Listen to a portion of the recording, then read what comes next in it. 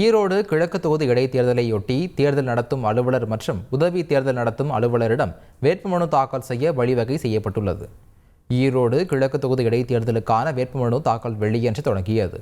முதல் நாளில் தேர்தல் மன்னன் பத்மராஜன், கோவையைச் சேர்ந்த நூர் முகமது, கரூரைச் சேர்ந்த ஓய்வு பெற்ற இராணுவ வீரர் மதுர விநாயகம் ஆகிய 3 பேர் மனு தாக்கல் செய்தனர். அரசு விடுமுறை காரணமாக வரும் 13, 17 ஆகிய தேதிகளில் மட்டுமே வேட்புமனு தாக்கல் செய்ய வாய்ப்பு உள்ளது.